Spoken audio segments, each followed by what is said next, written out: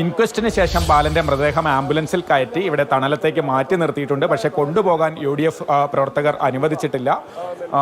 എന്താണെങ്കിലും ഇപ്പോഴും ഇവിടെ അനിശ്ചിതാവസ്ഥ നിലനിൽക്കുകയാണ്. നിങ്ങൾ എന്താണ് ആവശ്യപ്പെടുന്നത്? നമ്മൾ ആവശ്യപ്പെടുന്നത് ഇവിടെ നിരന്തരമായിട്ട് വന്യമൃഗ ആക്രമണങ്ങൾ നടന്നുകൊണ്ടിരിക്കുകയാണ്. ഈ വന്യമൃഗ ആക്രമണത്തിൻ്റെ ഇരകളായിട്ട് വരുന്ന ഏറ്റവും അടിസ്ഥാന ജനവിഭാഗങ്ങളാണ്, തൊഴിലാളികളും ആദിവാസികളും ഉൾപ്പെടെയുള്ള ആളുകളാണ്. ഇവർക്ക് ഈ ഇൻസിഡൻറ്റ് ഉണ്ടാകുന്ന ഒരു വാഗ്ദാനങ്ങൾ നാളെ ഇതുവരെ പാലിക്കപ്പെട്ടിട്ടില്ല വയനാട്ടിൽ ഒരു സ്ഥലത്തും. അപ്പോൾ ഇവിടെ ഇന്ന് ഈ മരണം നടന്നിട്ട് മണിക്കൂറുകൾ കഴിഞ്ഞിട്ട് റവന്യൂ അധികാരികൾ ഈ നിമിഷം വരെ ഇവിടെ എത്തിച്ചേർന്നിട്ടില്ല. ഇതൊരു പൊതുവിഭാഗത്തിലെ അല്ലെങ്കിൽ ഉന്നത കുലജാതൻ എന്നുള്ള പ്രയോഗം ഉണ്ടല്ലോ, അപ്പോൾ അതേമാതിരി ഒരാളാണെങ്കിൽ ഇവിടെ എല്ലാവരും ഓടി എത്തിയിട്ടുണ്ടാവും. ഒരു പാവപ്പെട്ട സഹോദരൻ മരിച്ചിട്ട് ഈ നിമിഷം വരെ ജില്ലാ അധികാരികളോ റവന്യൂ അധികാരികളോ എത്താത്തത് തന്നെ ഗുരുതരമായ തെറ്റാണ്. അപ്പോൾ അവർ വന്നിട്ടുണ്ടെങ്കിൽ ബോഡി വിട്ടുകൊടുക്കും, പക്ഷേ അതിന് ശേഷം അതിശക്തമായ സമരങ്ങളുണ്ടാവും. നടന്ന മരണങ്ങൾക്കൊന്നും അന്ന് പ്രഖ്യാപിച്ച് ഒരാനുകൂല്യം കുഞ്ഞവറാൻ മുസ്ലിയാർക്കോ അല്ലെങ്കിൽ മനുവിനോ അല്ലെങ്കിൽ ബാലനോ ഒന്നും കിട്ടിയിട്ടില്ല, കിട്ടാൻ പോകുന്നില്ല.